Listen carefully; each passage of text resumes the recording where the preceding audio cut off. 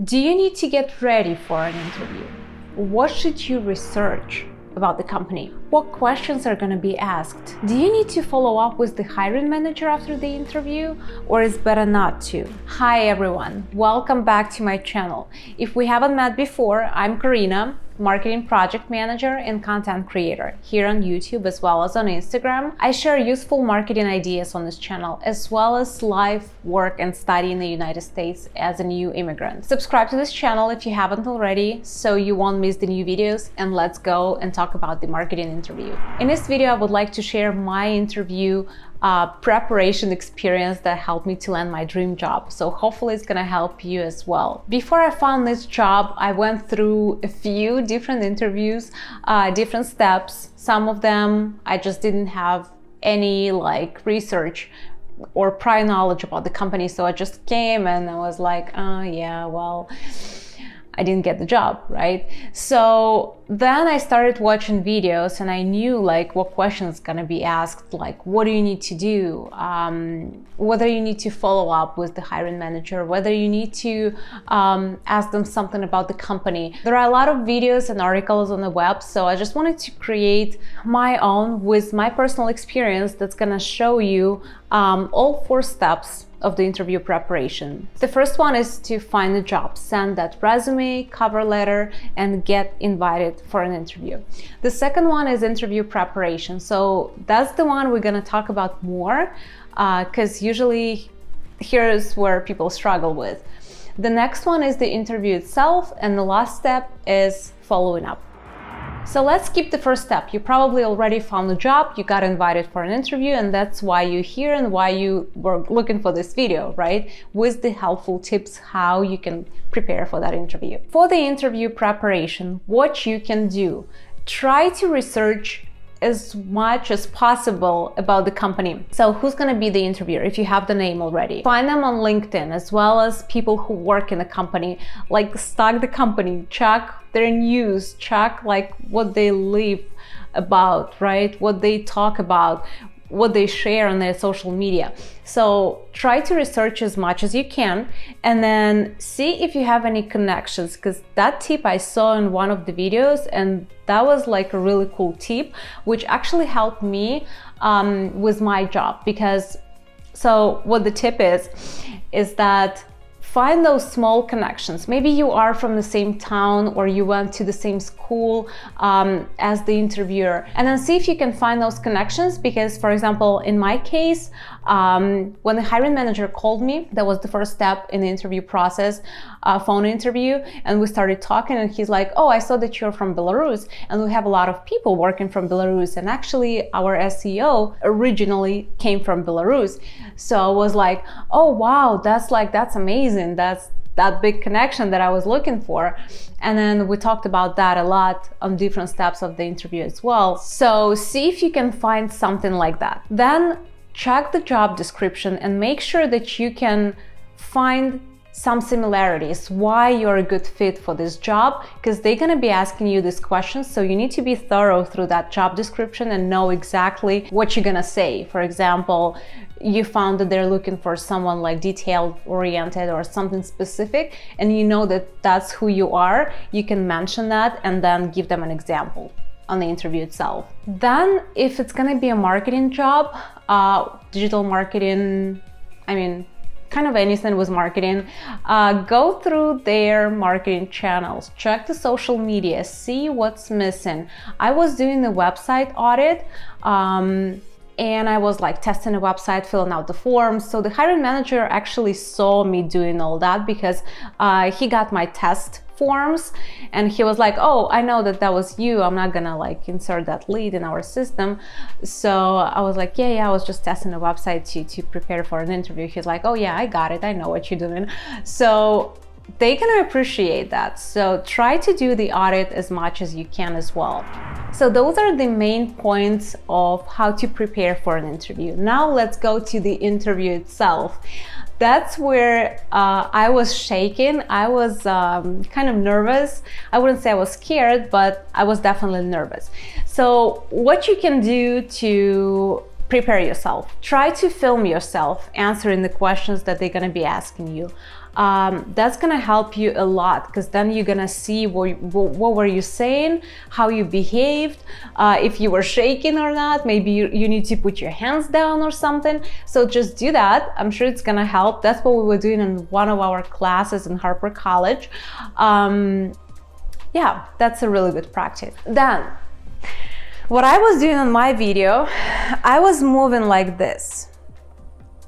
And my teacher was like, try not to do that. Not to do anything with your hands as well. It's better to keep them still, or if you want to show something and you're like really passionate about what you're saying, then you can help with your hands, but better to keep them still. And then also, most of the videos, video interviews right now online on Zoom. So try to be closer to the camera. For example, when I was sitting like this and the camera was on the other side of the table, it wasn't really involving, kind of, because then when I was trying to film myself talking to the interviewer, to the speaker, whoever was on the other side, like this, that was kind of like more engaging, like I'm there with them. So try doing that instead. And the other tip to kind of give you confidence is to speak slowly and like with confidence. Don't rush, don't it's gonna be fine. Just know what you're saying, think about it, and speak slowly but firmly. Oh, and one more thing. Because it's an online interview, you can keep the notes here and no one's gonna know. You can take a look at it from time to time. So that's a really good one. What questions they're gonna be asking you? Actually, a lot of them. There is like a huge list of questions online you can find depending on what positions you're applying for. But let me give you some like really common questions that they're gonna be asking you for sure. The first one is, tell us about yourself. That's the question where everyone is kind of like, what do I say? Do I need to tell them my whole story, how I came to the country, who I am, blah, blah, blah. They don't really need to know that. They're just looking to get the answers to the questions like, who are you, what you do, what's your background, like what did you study, right? So create kind of like a mission statement, a few sentences where you're gonna tell them answers, right? So, for example, I'm the marketing project manager with 4+ years in digital marketing experience or any other experience. I finished Harper College, got my associate degree, and now I'm getting my bachelor's degree. So something like that, very simple. And then if they want to ask you questions, they're gonna ask you questions. So don't worry about that. They're gonna be asking you, why are you a good fit for this position? Why they need to hire you? So here's where that thorough job description process, like audit that you were doing, gonna help you, because you're gonna know that they're looking for this type of person because they need this person to fulfill this position, blah, blah, blah. And that's how you're gonna answer this question. They also might ask you, why did you choose them? Like, why this company? Because you probably went through different like job descriptions, right? So here's, you can say that you are passionate about, I don't know, the culture or what company is doing. Maybe if it's a marketing firm, the brands that they're working with. So something like that. Don't say that you like the salary or I don't know, something that they're not looking to hear. So think about that. They might ask you about your failures and successes, as well as your strengths and weaknesses. So I'm sure people don't have issues talking about strengths and successes, but weaknesses and failures is kind of like a weak spot. So what you can say, again, like think about the situation where you kind of failed. And when you're gonna tell that story, tell them also how you recovered and fixed the situation, as well as what you learned from it, and that never happened again, and it's not gonna happen. Same with the weaknesses. For example, I said that I'm a multitasker. I was a multitasker for sure. And what I started doing, because I took a class at my university, and I know that there is actually no such thing as a multitasker. It's more like a switch tasking. So you're doing a lot of things simultaneously and you're spending more time on those things if you're doing them like one by one. So what I started doing, I started prioritize things, and now I do them one by one instead of multitasking, and it's taking me less time. That's my weakness, and that's how I overcame that, and that's how I became better. So that's what you're gonna do.